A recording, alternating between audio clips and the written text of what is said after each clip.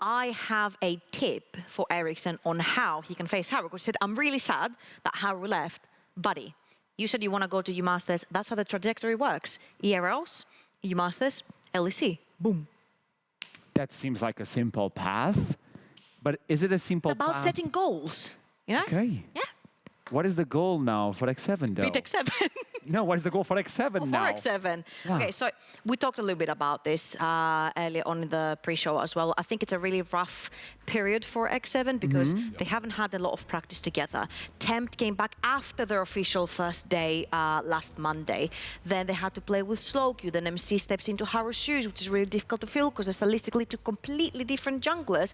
And then apart from that, you've got a new Korean top laner. You don't know how the communication there is going to be with MC. You've got a brand new bot lane as well. Kasink remains, but Attila has been added into the equation. So I think the team in general is trying to reinvent themselves and go back to the drawing board. But then also the patch that's brand new, and a lot of teams are very confused about it. It's just not making it very easy. Yeah, no, I think realistically, I mean, it's too early to call, naturally, but I think this could be one of those splits, unfortunately for X7, where it's not going to be like, I mean, again, it's too early to call, but inherently they might not just reach for first place, and it's going to be more about reaching for top 2 for the like favorable playoffs positioning. So that they have the time to develop. But at the end of the day, such a strong roster, there's no doubt that they could still just... I wonder if I have to do it. Do I have to do it? On MC. I was about to say, do I have to do it? Because, okay, I'm the biggest fan of MC right here. I love his AP champion pool, but so far in this particular patch, he seems to have been struggling. As you can see down below, JDXL even gave him his renowned Nidalee, and it was an L on the Nidalee. Then he fell back to the Zinzal, but we haven't seen in so long. It's kind of like a stale pick right now. That didn't work. On the Viego, he looked a little bit stronger, but Viego is like one of these lukewarm champions anyway, who's not necessarily too flashy until later on in the team fights. You get some resets and you get to be, you know, a little bit more surprised. But I feel like from the Rumbles, the Dianas, the Nidalees, the carry potential, I think MC is kind of like struggling to find an identity for himself, but also for in the team and also for the patch. Coming from a different team and coming to X7, there's a lot to take in. But now I want to look into the other side. For Vanir, we also have someone that came in from a different league and is showing up. Yeah. And it's his birthday, by the way. And it's his birthday. Happy birthday! Yeah. It's Merbs. Merbs' birthday, by the way. Happy birthday, Merbs. Again, oh, always... I thought it was Krayox. It's Merbs. Happy birthday, Merbs. Happy birthday, Merbs. Krayox, of course, did come in from another league. But not his birthday. But it's not his birthday. Sorry. Unfortunately. So it's Merbs that gets the shout out. And yeah, had a very impressive performance against Eminem. And I think, in general, this is a player that we should continue to watch just because, you know, relatively young, not a lot of experience. And again, the AD pool that he's against this split is, you know, very talented and in their own right as well, all very experienced too. And I think Vanir so far have done a great job of propping him up like he was propped up in his previous team in Division 2 on Monster RP Gaming. It's a team that needs to adapt right now with a new composition, and a team that has a new composition and is popping off. It's X7 versus Vanir. It's champion select right across the screen, I hope. Immediately, like this. Yeah. There we go. 12.10. Where should we focus? We did Division 2 as well.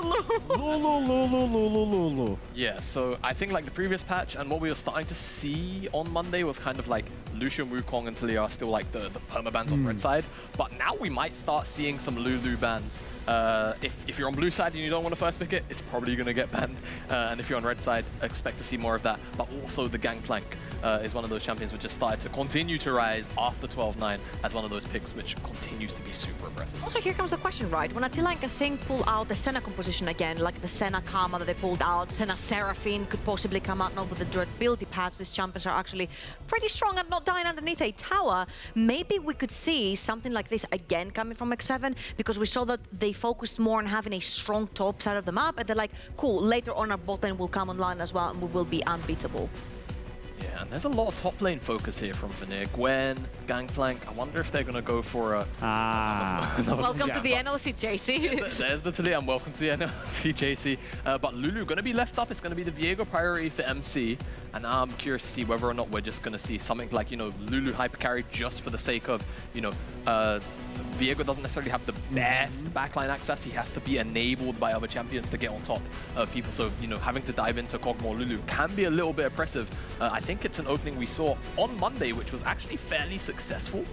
So I'm curious to see whether or not Vanir are willing to do something along those lines, right? Enchanter and Karma, and then a hyper carry from those. Okay, so Remembering Zaremba's performance onto that thresh, I'd like to see possibly their bot lane onto something a little bit more aggressive, like a Tristana thresh towards the bot side of the map, something that you can have peak potential with. Seeing now the Karma being locked in, this also opens potential for a Karma Senna down the bot lane. This opens a lot of potential for double melee on the top side of the map, with Karma actually pulling up shields. So this could even be Ericsson that's piloting the Karma at this point. But I really like, again, Krayox on his Lee Sin into the Viego. Viego a little bit more passive jungler. I'm not gonna say that I'm not disappointed to see him see like insta-locking B1 Viego, which makes sense in this patch, and it's also his only winning champion, but I was expecting maybe something a little bit more aggressive, you know?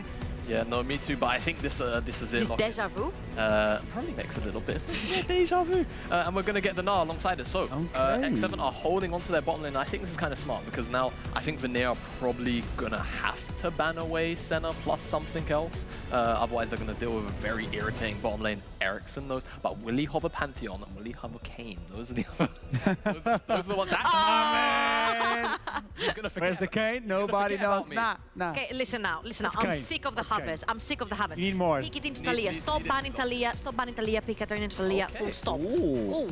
Right, so makes sense. I was actually expecting this Karma to go up towards Hesero because I'm pretty sure Hesero is one of the players that has done it in the past in other leagues. And when he was here last year, I believe on Granite. So seeing it now, probably being flexed either towards the bottom lane or mid lane into Ericsson's hands, kind of a surprise when you see the Gnar lane. You probably have to do it, but now Vanir, what they have a utility mage or an enchanter entirely. They have a hard engage and they have an early game jungler. So now I want to see, you know, something that can be something that can stand on top of that, right? You hyper carry for Merbs or something that Ericsson can use to carry the game to stand up to an Azir in the later stages. I'm just so surprised that X7 banned Ezreal themselves, and I wonder if maybe their second ban will also be something like a Senna, because they might be afraid of Vanir bot lane pulling what they wanted to do with like the Senna Ezreal that has a perma push towards the bot side of the map, or a Senna Karma. My problem here would be that Lee needs to be active in the early game. If these are your two solo lanes, the Ornn and the Karma, you need one lane to play through, and dives in this patch are quite unbearable unless you pick the bear. See what I did there?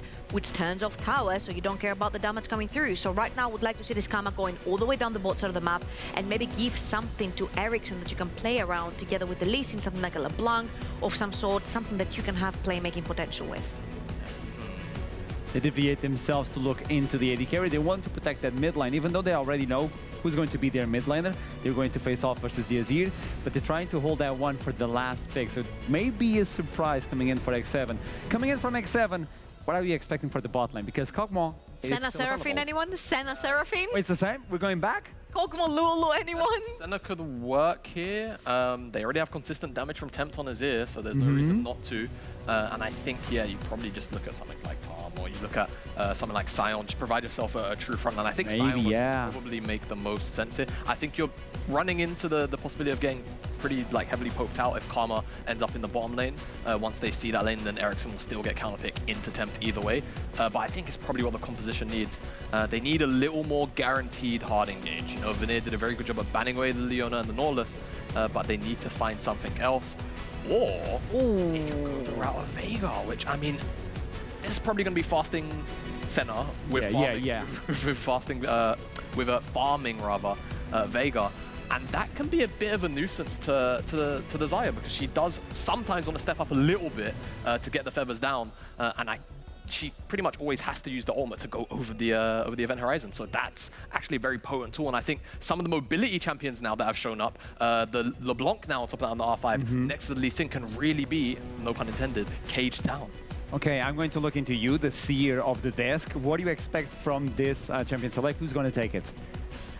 I know. I think X7's competition looks very well-rounded, but I really have hopes. I know Ericsson has more of a, again, a laid-back control mates kind of player, and right now they've given him the tools to actually accelerate the game and carry. They put Krayox on his Lee Sin, Ericsson onto LeBlanc, a very powerful duo, definitely can take down any kind of Azir-Viego combo, and I'd like to potentially see them like chase that mid-jungle duo from the side of X7, because again, bot lane dives are just not that possible right now. So Vanir? You're going to take Vanir? I'm going X7. Going X7, okay. Jamara, looking to me. I know you've been wrong about every single question I've made to you so far, But come on, redemption arc. Yeah, no, I think X7 should be okay here. My main concern is MC tracking Creox. I think Creox is a very fantastic Lee Sin player, and he has quite a bit of setup, particularly obviously Ericsson on this LeBlanc. So I need to see him specifically track this Lee Sin and ensure that there's not too much playmaking going on, and then they can scale into the later stages with the Veigar and with the Azir. The desk is looking into X7. Vanir will try to take them down nonetheless. And it's time to send it to the casters for the first game of the day. Week 2, day 4. Hipbrain and now Meta are ready to take this one into the Summoner's Rift. Thank you very much, and hello and welcome to the caster desk as we're getting ready to go into game number 1 of day 4 here at the NLC. We got some spicy drafts coming out. I'm quite happy to see the LeBlanc share their face. Obviously, you know, we are on the durability patch, so people are going, oh, maybe assassins aren't quite as strong. They're still capable of killing you. If LeBlanc gets ahead, she will still be able to one-shot someone. And particularly with a LeBlanc, can just play as a poke champion for a while too. If you don't have that 100-0 threat, so what? You're still going to take out people's HP. And particularly in this game, it's quite topical.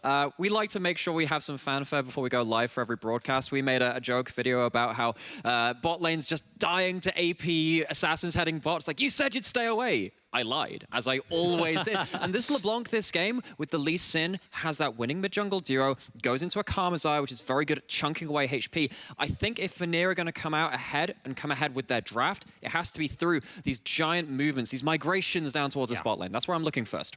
Yeah, but we also do have to kind of pull it back and go, they are playing versus X7. Sure. Yeah, nameplates off, nameplates on. Yeah, it's like week 1 for X7. Lackluster, we'll say, but they did look like they were starting to recover. Obviously, on day 1 of this week, I would say their game wasn't amazingly clean, but they still found a win. And I think that they were a little bit, you know, trying to shake the rust off because they hadn't quite fully kind of reset and recalibrated after the European Masters. Particularly what they did in terms of that recalibration for me was the laning phase. Their laning phase was absolutely monstrous because you looked at particularly Chasey in that top side. We saw a Gangplank ban there. In fact, there were a couple of bans towards that top side between both teams, but particularly that Gangplank for Chasey was absolutely absurd, beating down even Kerberos, right? Who we know to be a strong 1v1 top laner. Speaking of beating down, though, Kasing might be in for a bit of a beating as Ericsson. Oh, no. Seeing him. They get the slows off. Ericsson only going to get a single auto attack in as doesn't quite go to plan. So he actually didn't quite manage. It just actually misstepped on that sidestep rather that slow. But what we do see now is both of these teams looking for this level 1 information. This is something that we've seen be very important with higher end teams. Sort of a lot of MSI, jungle tracking becomes very, very important. And what did we say immediately off the bat on our end of things? Saying, actually, this Lee Sin and LeBlanc will be very important in how they manage to get things rolling. If Creox and Sierra are not going to... Well, they're not going to be contended on this, but they're going to be seen. It's still, again, it just potentially forces Creox's hands. He really wants to be unexpected and off a vision wherever he can help it. Alrighty, well, we are into the game. You can see both junglers are starting on the top side of the map, which means they could be clearing down. I'm curious to see the interactions of this bot lane. Obviously, we know these fasting center lanes. We've seen them time and time again. But we haven't really seen too many of them. Obviously, we haven't had that much time on this patch. We've seen a couple of people whip out the fasting center of a couple of different things. It'll be interesting to see how this lane actually goes. You know, if it feels like there's going to be any major differences in it, or, you know, if it's kind of the fasting center we know and love. Maybe not love. Love? No, and accept exists, yes. Unless you're really burying your head in the ground about that one. But Senna has really come up to the fore in this particular patch. It is a much slower early game, even if you do get lane control. Put it this way, last patch, you go against this duo lane of the Zyra and the Karma, you get shoved in, you get dove on that level 3, or you get forced off of waves. Your game becomes very hard to stabilize in the early game. It's a lot easier to survive under turret, not get dove, and make sure you're in the early game than compared to that last patch.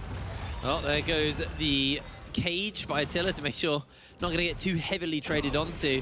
Obviously, this mid lane is one to watch as Ericsson feeling a little bit of those extra resistances from that electrocute trade onto Tempt.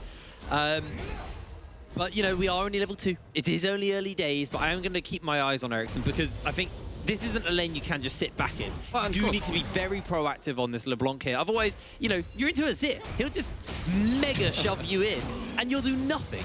And, you know, I mean, we've both been playing for a long time at this point. We've both been LeBlanc players. You've probably got a little more experience than myself being a main of that champion, but particularly the Azir has sometimes fallen prey in the mid-game, again, when you can get very destructive mid-jungle combos. The question for me is not just Ericsson in the 1v1, it's what happens with comboed up damage. Oh, Merv's going to take a fair amount of damage. Good cage comes out from Attila. Zaremba not going to be in too much trouble here, and this is that proactivity we were looking for. Ericsson does miss out on the chains, and the kick also goes wide. So Tempt doesn't have to burn anything. Wave will push into Ericsson, but Ericsson, you know, running low on pots, only really has that biscuit. So it's actually a pretty good time for Tempt now just to kind of bully Ericsson as much as possible. That was really good. That was actually really well played, because when you gank Azir, often what you actually end up doing is taking away his mana pool. You're getting your WEQ combo, actually very high mana. Can he do it a second time at this point? You can see he's very low, can't even Q away. Yeah, they do miss the chains, though, again from Ericsson. So, again, burning through that mana pool, like you said, but Ericsson's not really able to achieve too much. And this also now means that Mervs has to play way more careful in this lane because he's on his lonesome.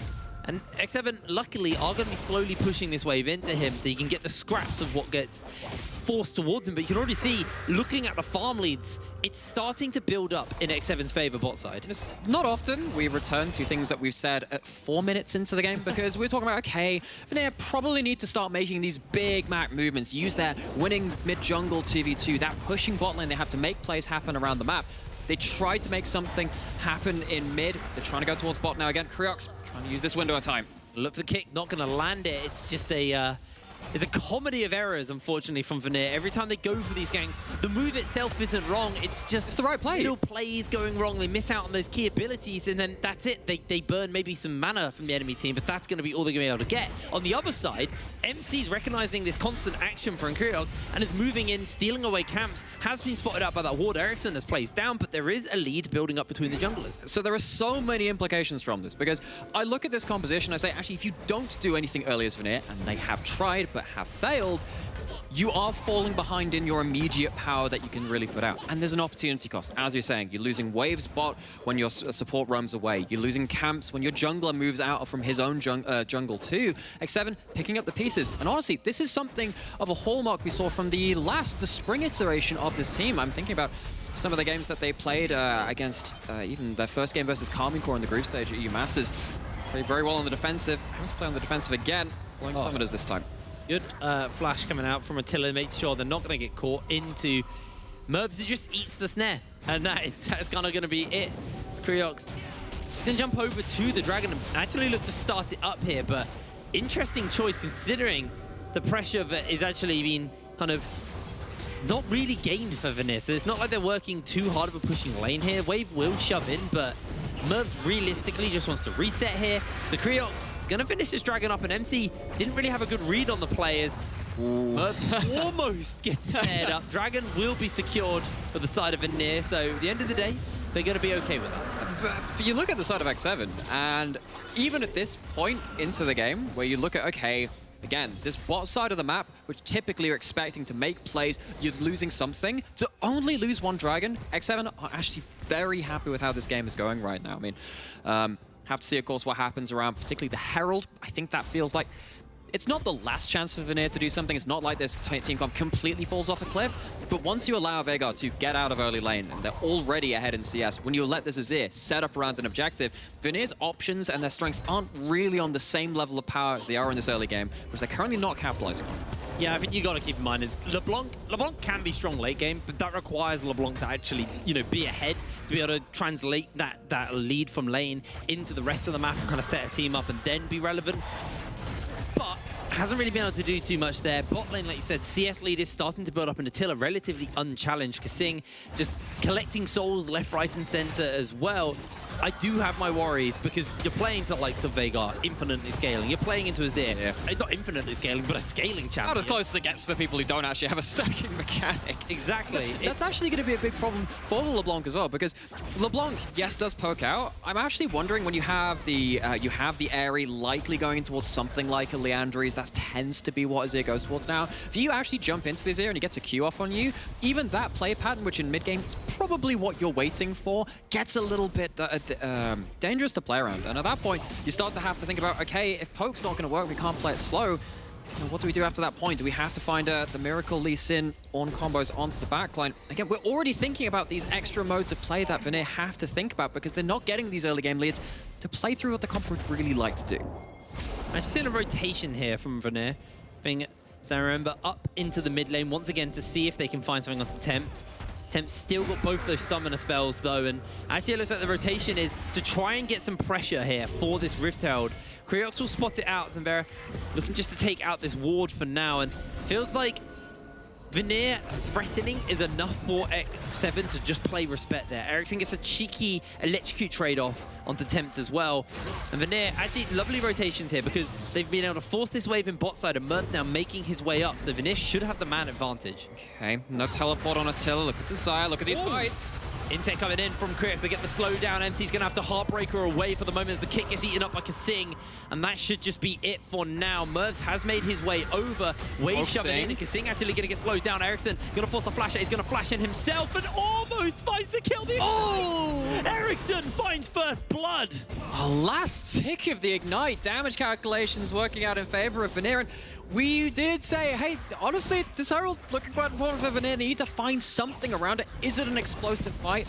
No, not quite yet. But a kill onto that LeBlanc. Already talked about that being a very important play pattern for Vanir as this game goes on. And also getting a Herald as a result of that one skirmish just allows that door to be open just a little bit longer, allowed him to play around this point of power. And of course, this starts off with Kriox really making his way onto MC, and Kriox has been one of the best individual performers in the NLC so far. Stunning first couple of games, even though it wasn't a win for Vanir versus JDXL. Kriox made it a question to be asked, even though, of course, JDXL are currently undefeated, looking like the best team in our league. And see again that Vanir, no slouches when it comes to taking on these top-tier teams. I love that. I was actually just a QR Ignite auto from Ericsson just to get the electrocute proc and also just to guarantee you proc the sigil. Really nice there from Ericsson, understanding the damage even through the heal and the Q from Kasing. And that is that kill we were talking about. Ericsson does kind of need to be active, does need to be able to set up, and so far has been just kind of subjugated to dealing with this mid lane, and Azir going to be pretty comfortable constantly shoving the lanes in. Got the Merc Treads as well, so Temp should be pretty comfortable versus Ericsson here. Yeah, it should be comfortable, but the question is now, and with that extra kill, does that allow Ericsson an extra degree of freedom to start getting away from the map of his own regard? Desk was actually saying that Ericsson, much more of a control mage player. In fact, I remember Ericsson's Orianna and champions like that was playing down in Div 2 in this last split. Even with that, does seem familiar and comfortable with that role right now, playing on this LeBlanc. It is different from Orianna, it is different from those class of champions, and now being one of the big centerpieces of what Vanir wants to be doing with this composition. Eyes will inevitably still be on them, where some eyes have just not been, is that top lane. Just keeps coming around towards this mid. That was big. He's going to have to get caught out by the chains. They land the kick as well. They'll get a little bit additional damage out, but not feeling it thanks to MC. Probably just saves Temp's life there. That was a very aggressive Q. Temp was punished instantly for it. There are a lot of things that Azir laners have picked up over the period of time since he's been released. You can't always put all your W's down, even though that's a lot of your damage. You can't always Q aggressively. Temp's been getting away with it, is up in farm by a decent amount at this point, and is still in lane for all of these big fights, even though, of course, they lost that first blood and until forcing the issue. Again, the only reason X7 can look for those kind of plays is because Temp has actually been rock solid in lane and hasn't given anything. Vanir have looked for him. This dragon could be big here. Temp's actually going to get a little bit of damage from the chains and the sigil from Ericsson. Ericsson about to get ultimate up, but you can see everybody is on the bottom side. Everybody is fighting for this dragon. Just a lot of damage. Doing so much damage to everybody. His actually gets chunked out by Chasey and Tempt a little bit. And Vanir, they are working on lowered health bar, so they may just look to give this up. But here comes the Ornhorn. The knockup's going to land only onto Kasing, into the railgun as well. Zaremba is on the front line and is going to tank everything. No flash available. Will just lose their life to Chasey. Dragon secured in the meanwhile, and Mervs has to throw out the Featherstorm to get away. Vanir just not playing respect and looking not to back out as Ericsson gets the Ignite off. He finds the kill. Ericsson does it again. Perfect play on the LeBlanc here. It'd just been lovely if that had happened 30 seconds earlier, because Vanir, they're getting to this point where we said they'd be in trouble. When X7 can set up at an objective, play around choke points, play around terrain, get that Veigar forcing flashes, Azir doing damage, and while Vanir walk away with a kill, they lose one of their own, they lose the dragon, so they're not even stacking that early into the game. X7, again, feels like they're just very happy with the pace of this game and where the objectives and gold is falling.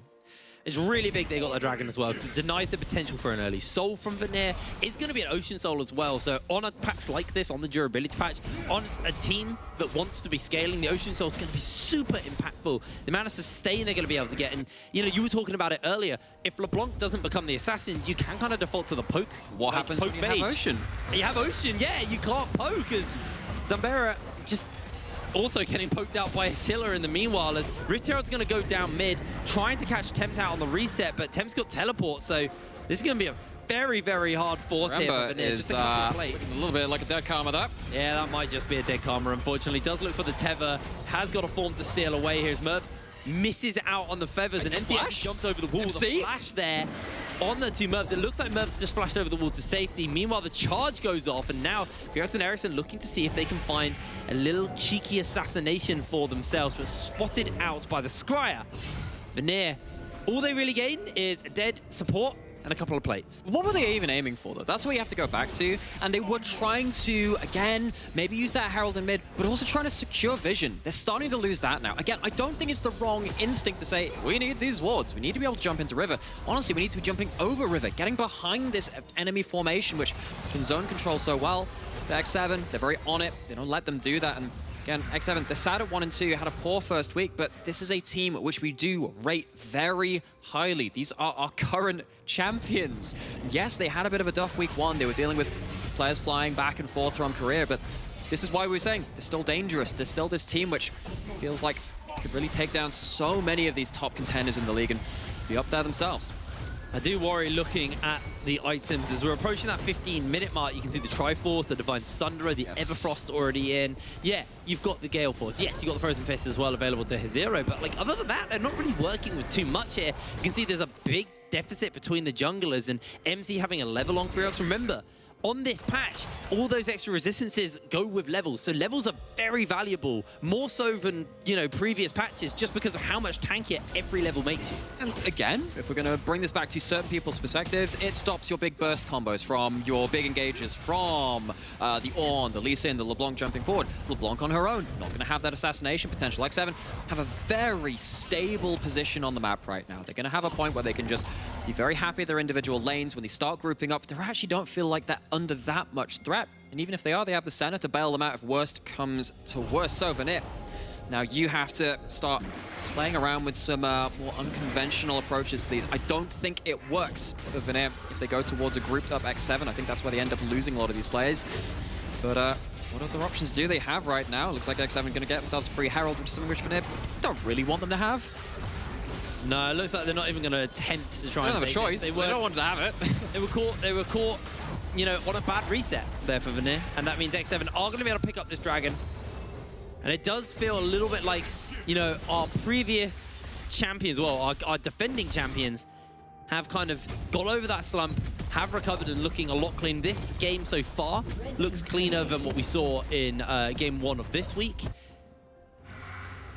And the cleanness for me from that last game was on laning phase. I think that was a huge factor in this game too, because it might not always look like the flashiest thing when you're playing effectively a nullifying style of League of Legends, where you think, okay, a lot of the big plays from X7 were Tempt, surviving so much pressure. It has been Chasey, winning out in that 1v1 very heavily, taking the solo turret. Bot lane, getting themselves up to CS advantages in a lane which should be pushed in early. It feels like X7 just very happy to play around their individual strengths and just be so stable, which allows them to unlock this composition later on. So that laning phase for me really has led to so many bonuses for what we know to be such a high-level team in the NLC.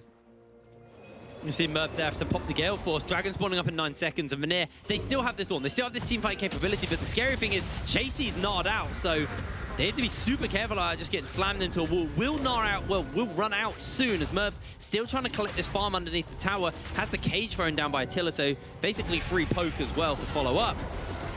This Dragon, they're trying to deny it. They find a cheeky knock-up onto Kasing. Kasing loses a lot of health. Ericsson is on him. The Ornhorn going to do a lot of work as he jumps into the double shift. Ericsson finds himself one already, and they're continuing the fight off. Merc puts down the Featherstorm. Attila's taking a lot of damage, but what the divide by Tempt? He's ripping through everyone. Kreox is looking for MC, but he's unable to do so. Double kill picked up for Attila. Make that a triple kill. And Chasey chase down Zaremba and secures another one for himself.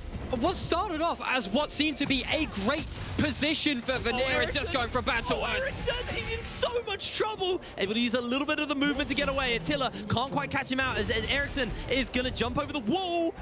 Getting out with a sliver of health, but it doesn't matter. X7 will take the second dragon for themselves. And Hero plays on the defense again. It's not in the same situation of trying to deal with, you know, the laning advantages that Vanir were trying to garner for themselves. It's in the big team fights, and this is so good an example of how difficult it is to deal with all the zone control, all of the peel back mechanics that X7 have to play with, get themselves everything they want in that. I'm gonna go back into the replay to see how all of this came out again. It looks initially fairly bad for X7. Kasing, not really meant to be up that far, gets removed from the playing field.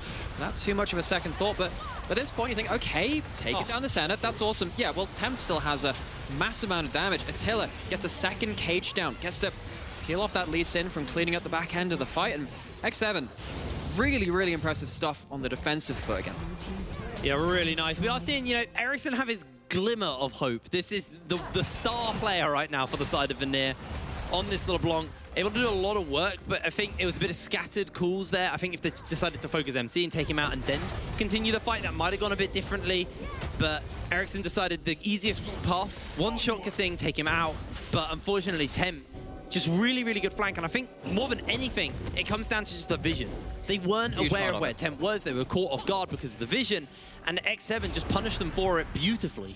And it feels like there's a hint of desperation in there too, right? Yeah. Where they're like, oh, we've caught the center. We have to take this. This is our one winning fight. There was no real other option for Vanir to say, yeah, we'll try and have a second go of it. They didn't have the cooldowns to continue it at that point. And if you look up towards that lovely momentum meter, it looks like the analysts in the back room also agreeing with the state of the game after this point. Desperation from Vanir culminating in a side lane play. But as we have seen the entire game, Tempt just always in a position to quickly slide out to safety.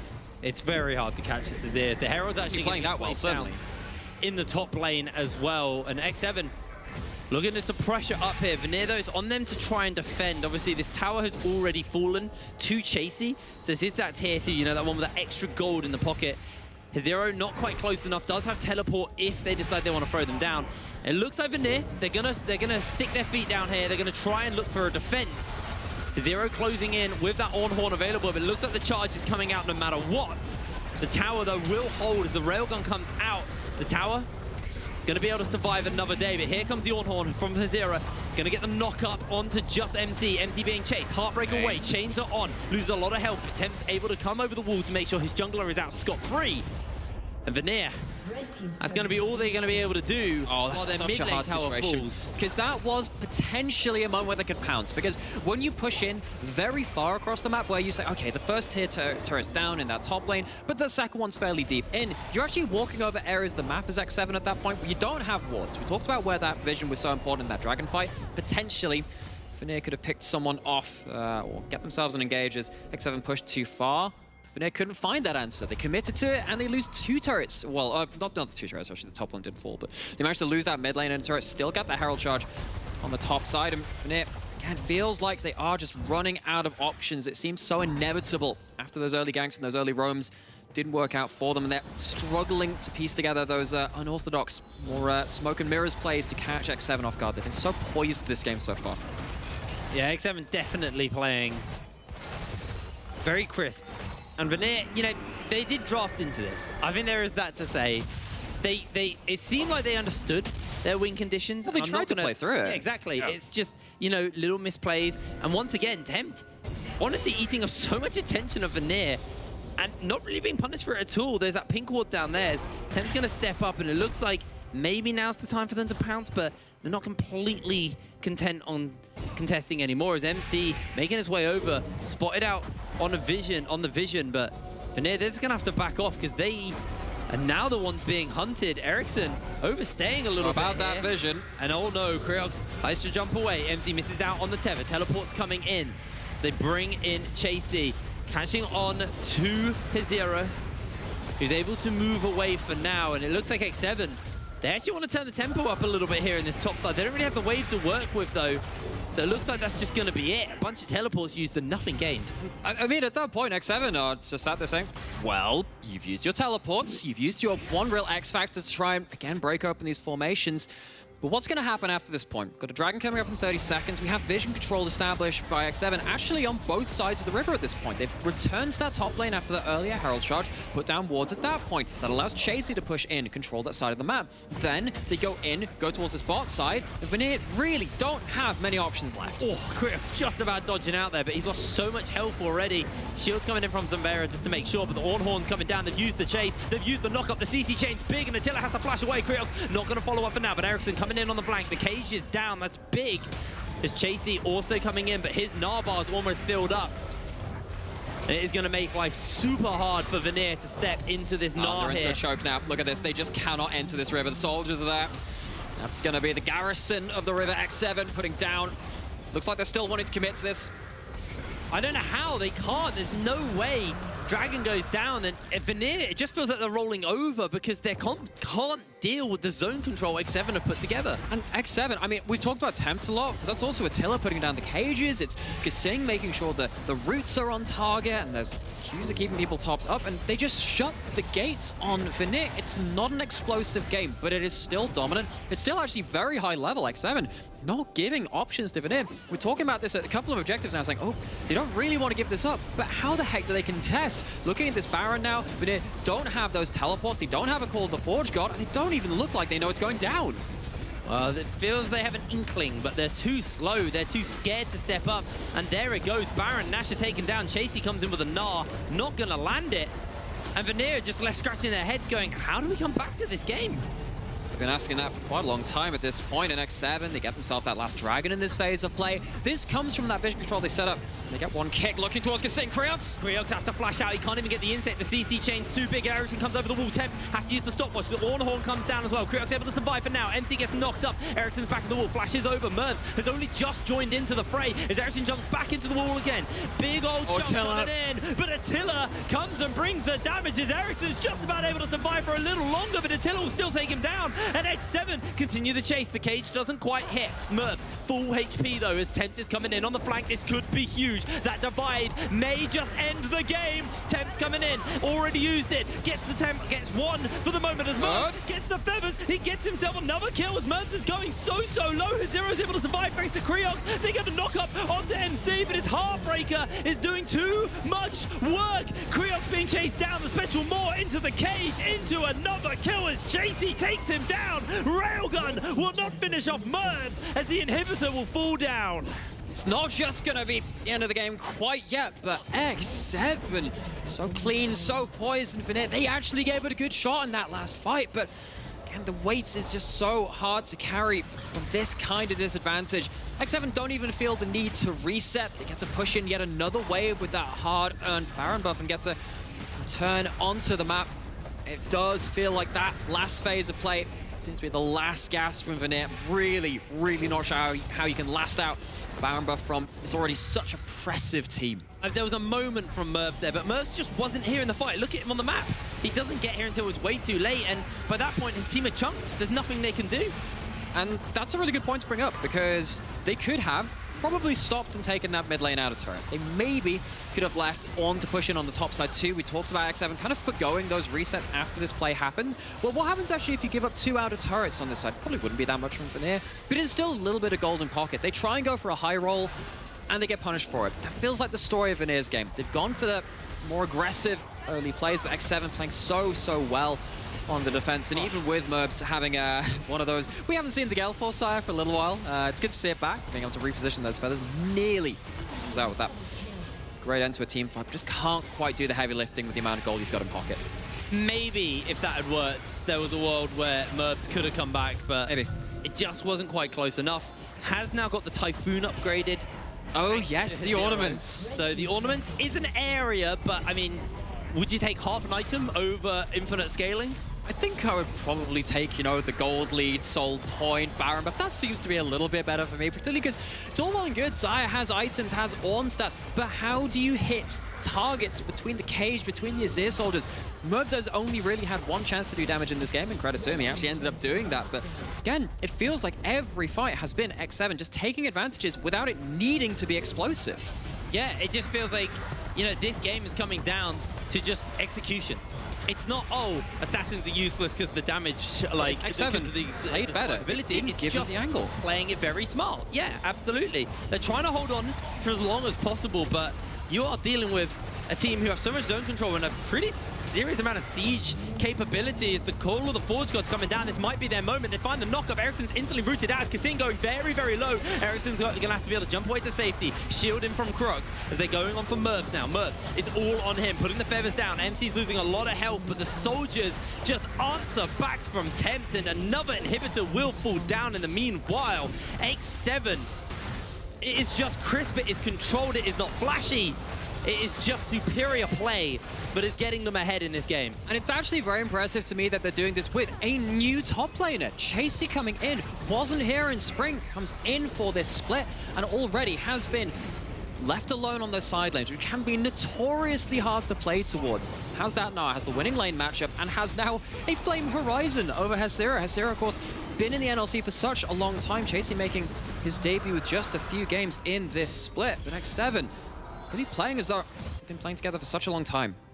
Yeah, very, very good stuff. Merv's closing in on that Infinity Edge. Still got about 1,500 gold until it's done, so maybe there's a world where that could make some level of a difference for Mervs, but I'm not going to hold my breath. You've got the Shadow Flame and the Luden's Echo onto Ericsson, but on the other side, Death Cap, Everfrost, 13 stacks on the Medjais, Void Staff, Fiendish Codex.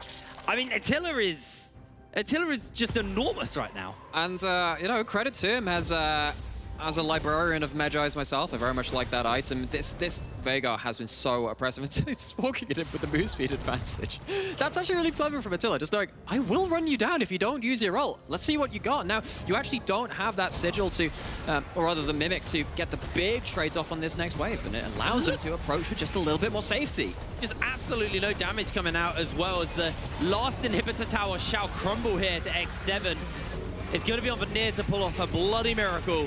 Inhibitor number 3 will fall, and the Nexus towers will be the target here for the side of X7. Here comes the call of the Forge God. Hesira needs to make it land. Only onto one they go. They get a little bit of damage off onto MC. A kick comes back, but the cage goes down, and X7 holding on fast right now. Hesira taking a bunch more damage himself, and they all need to just top back up on the health bars, but the towers will pay in the meanwhile. Look at the damage coming out from X7. Mervs has been caught, has to throw the Feather Storm not to get caught as the railgun comes down. There's a lot of feathers on the ground, but they don't connect onto anyone. Attempts to send soldiers forwards. Another cage, another tower, another Nexus will fall to X7.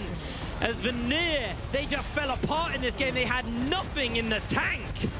Completely clean, completely crisp. The first Gnaw we've seen actually land all game. There's 30 minutes on the clock, and it's just padding the stats. A horrific week 1 for X7. Week 2, they come back with a 2-0. X7 just, it wasn't flashy. It was just better. It was better, and that's... You hate to see kind of games like that as a team like Vanir, who actually are a solid team. We've seen them change out their roster coming into this split, try and have a bit of that momentum from spring either way, but they just weren't given a fair fight. That fight at the Fountain, which they dragged out, that's probably the largest fight they had in the entire game. Yeah. Yeah, I think I said it on the cast. Well, I did say it on the cast. I know I did. It wasn't, oh, they have LeBlanc, and LeBlanc is just useless because she's an assassin, and the durability patch makes assassins useless. Ericsson was the star player. It was just, they were playing into a team that had tools to shut down everything Vanir wanted to do and were capable of doing, and I think they just looked a little scattered, a little lost in that game. And for me, the reason they looked lost is because X7 just knew what Vanir had to do to win, and that was they had to blow up in early lanes, and they didn't let that happen. Tempt, time and time again, was dashing backwards, still maintaining lane push even with that, using his champion to the max and understanding when he was safe and when he wasn't. They managed to survive through to those objectives where the comp came online. Chasey played an absolute blinder of a game on the Gnar 2, even though he was barely on screen. Yeah. X7, again, just seemed like pound for pound, understood what they were doing and played better. Yeah, they did. Well, we are going to throw it over to the analyst desk to break that game down, so Akaram, over to you. Thank you so much. And perfect week coming in for X7, but also they had the perfect execution of their composition. Vanir's composition was really hard to execute.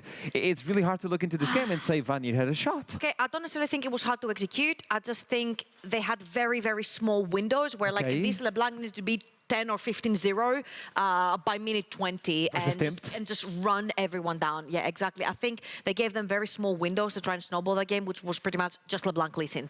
If you don't snowball that mid-jungle duo, nothing's going to happen because Senna Vega are two ever-scaling champions, the souls plus the AP from the Vega. Like, the later the game goes, you're just going to choke from all the damage that they're going to be throwing your way. And then the rest top of the map for X7 was pretty solid. The Na, the Viego, the Azir, you've got all the peeling and all of the crowd control in front of you. You've got the Na for disengage together with the Azir. I just think it was just a better draft, and Vanir sort of choked themselves into this very small window of if mid-jungle duo doesn't snowball, whoops. Yeah, I think realistically it was just about the responses that came out from X7, like you said. I think the Veigar was just the biggest one. You already saw the Xayah. You saw, of course, the Lee Sin, and very great way to shut down the Lee Sin with the cage. And then the LeBlanc comes in, and the LeBlanc is obviously into the Azir. Yes, it can be a lane counter, but if you don't have a third party there with LeBlanc and Lee Sin to lock down the Azir, or Azir is just consistently dashing away super early, then yeah, there's no way to really get a snowball going. Like Trouble said, the window was just honestly too small. And once we'd kind of already passed that window and we started to see Vanir get a little bit desperate, this was kind of the fight where I thought, okay, maybe things can start to look good for Vanir. After they get this pick on Kasing, everything looks great, but look at where Tempt is on this flank. He just gets everybody with the scoop. The feathers are no longer as effective for Merbs any longer, and the fight is effectively a wash from this point on. And I mean, Attila picks up a triple kill. He's the biggest benefactor from this team fight, and from this point onwards, it was all about those Veigar cages, all of the massive chunks. And as well, again, Tempt, I said it on Monday, he's no longer jet-lagged from his trip, and he's back and playing on top form. Everybody has said that. I think you were the first one saying, let my boy Tempt rest a little bit, and we'll talk about that next week. And there we go. I mean, the dude comes back completely jet-lagged, comes back to Europe on Tuesday, plays on Wednesday. He's their best performing member, even when they don't win, and now comes to play back-to-back Azir games and absolutely stomp. I think still this is not the final fall from X7. I see still a lot of comfort with a more laid-back utility bot lanes, with Tempt on his Azir, MC on the Viego. Yes, they have the winning formula, but I'm only seeing 3 very key components right here that could be taken away from them in other drafts. I want to see more from them. It's a baby X7 yet. It's growing. It's growing. It's the small one so far. Let's see what they grow into. But I want to know more about this game with our interviewer, which is Attila. He's back in business. Hello, welcome back. Now with the W, how you feeling? Better, yeah. Like as I said last week, we had to improve, and so we did so far. Like we still need to close out games faster, I will say. Like I'd say like the teams, as I said as well last week, when we were 0-2 are not as good as they should be on a IRL. So like I believe we can actually still improve a lot and make it faster. And tell me something, we were talking about this is still a baby X7. New roster, new composition, people need to adapt to each other, new patch as well. Do you believe this roster has what it takes to not only take NLC, go to EU Masters and slap them? I hope so, yes. That's literally the only reason why I joined. Like, we had like some good offers as well on other RLs, which I think level-wise are better, and I always aspire to win the most difficult league possible. No disrespect to NLC or anything like this. Just I think like this team is really stacked, and once I've got told the roster that I will have and see myself on that roster, I'm like, okay, if these guys went to quarterfinals with a worse roster than we have right now, then what are we capable of achieving, right? Like I just don't want to see France winning again, so we'll make it possible. Talking about the roster, obviously you've had like a lot of changes, and I'm seeing just a lot of comfort still, right? The Senna Karma now became a Senna Veigar down the bot lane. You guys are playing more utility together with Kasing. Mid lane for Temp, still the Azir that was huge for him in EU Masters as well. And MC falling back into the Viego. Is it still that you guys are going for comfort until you feel more comfortable in playing like different team comps? If I have to be honest, I first time Veigar today, so I don't know if you call that There you comfort. go. Like literally, my coach just said, "Okay, I picked Senna," and then we flipped the coin, and we said, "Who's taking the Senna?" Right? And then I lost the flip, so I had to pick something. I had like a couple mages prepared, since like I can play mages as well, right? Like 2018 Summer Split, mages meta on 80 carries. So yeah, this time was Viger. It was fun.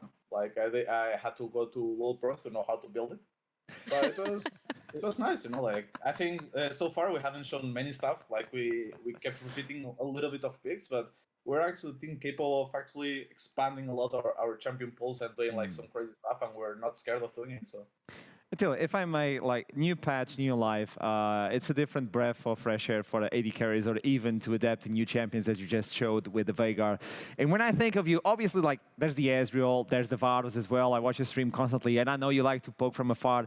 When I think about Attila, I think about the Draven. I think about aggressiveness. Yeah. Do you believe that's something that we could see in this new patch? Or you have to poke from afar and the Attila of smacking with the X is long gone by now? No, I think like this meta is really fun because you actually, as long as you know how to play the champions, you have a lot of situations where you can pull out like really different style of champions. So like a lot of champions like Vanir, Draven are perfectly viable. Just you need like to build around them, like right. Like you don't want like I don't know, you don't want some Azir and Ivern and then pick Draven into it. Like you want to actually play aggressive when you have those type of champs. But you can probably expect me to play a lot of different styles. Like I'll just play what's good, right? Like if they keep leaving Senna open every game, we pick it, we flex it, we just do whatever it takes to win. But you can really expect some aggressiveness. But I don't know, Arshram, is it not enough picking control mage bot lane and being 40 CS ahead? No, it is. Yeah, you replied to that. No, Yeah, you Archer. replied to him. Tell him, Asherom. Nah, this guy actually killed the Blanc and the clone as well. Like, he took both of them. Like, I killed the clone, and I'm going for you now. Yes. You get the extra AP, you know? Exactly. I told that to her. Like, it's more stacks for you, man, so I'm just stacking it up. Thank you so much, Attila. I'll see you soon. You know it's a pleasure to talk with you. Abras, I'll see you soon, man. Bye-bye. There you go. More stacks. I love it. Actually just threw you on the bus. I love that. I love this guy. I love this guy. Brings me back. But they're feeling comfortable now. They know they're adapting. They just need to play what the team needs. It seems like the coach is providing more options as well. Tempt is back. Top lane is working wonders as well. And now without the Haru effect, because every single time we look into X7, it was Haru. But now Tempt has more windows. I'm not convinced. I know they're winning clean, but the team comps are created to success. I think the drafts are stellar. They're playing a lot of comfort. Again, MC back on the Viego, back-to-back. Attila mentioned as well, you keep giving us free low Senna. We'll take it and take the W, you know? So I'm seeing a lot of comfort, a lot of the same picks. I want to see versatility. Until I see versatility from X7, I'm not 100% convinced. I'm about like 70 to 80%. Okay. Yeah. It's a good margin, I would say. On the other side, though, for Vanir, it didn't quite work out for them today. So that's why we're going to jump into an interview with Zaremba, the support coming in from Vanir. Hello. So, Hello. It didn't work out in the end versus X7. It seemed like it was really hard to play with the specific composition versus what X7 drafted. How did you feel jumping into the game? Hello, guys. Hello. Overall, yeah, draft was kind of unplayable. I mean, we drafted it by ourselves. Also, like, I played super bad today, so maybe it could be playable if I play better. But yeah, it was pretty tough. Like, after like the first recall, when the Veigar got the lost chapter, like legit, I won't be able to do anything on the lane, so I just have to like dance around the whole jungle like a monkey, run around, and pray to the god they will fail, you know? Like. That's something specifically that I was looking into this game and I knew that I was going to talk with you. I'm like, this guy is a menace when he's playing Thresh. You danced on the enemies on Monday, and now you played the Karma. How are you feeling like as an animal, as an engager, and now you're playing as a support with shields and all that? Do you feel like it's difficult to adapt to that, or are you feeling comfortable? I mean, on the solo queue, I'm spamming only like mages and casters. So for me, it's like doesn't make like sense. I mean, it's not making like any difference. Okay. But team-wise, it makes because like the whole playstyle is changing. I can't face check the bushes. I can't be like the tanky guy, just like getting all the CCs. Like for me, it doesn't make like it does not make like a difference. But for a team, it's like harder to play because everyone is used to playing like Lona, Nautilus, and Uga Buga. Let's go, you know. Yeah. I love the very vocal iterations of what's happening. Yeah, exactly. I want to ask, of course, you jumped into a brand new roster with Vanir. Yes, they're coming from a pretty successful spring split, I would say, but like jumping into a completely new 5-man. How is the atmosphere? Because I know you guys are winning, you guys are losing, you look pretty competitive as well. So how's the atmosphere, let's say, in losses like today? The atmosphere is good. Like, we are learning from this. We are not like mad at each other. Of course, there's like moments where we like start arguing, but it's like a good way, you know, like discussing like the bad things and the good ones. And from the scrims, like if we are like speedrunning the scrims, you know, 5 games go solo queue type of block, it's like we are still like trying to learn something. Of course, like not everyone will have like the greatest day, so you can't like blame him, you know, but we are like friends right now, I can say. For sure we are like not fighting yet. So everything is good. Okay, it's a team that is adapting still now, and thank you so much for this interview, I would say, and best of luck throughout the rest of the patch. Obviously, it's a lot to take in. I would like to address more of you did the champion select by yourselves in the future. Let's see if we have time for that as well in the future. So thank you so much for the interview, and happy birthday to your partner, your team. Yeah, thanks for the interview, guys. Bye-bye. Mate. I want to address that one.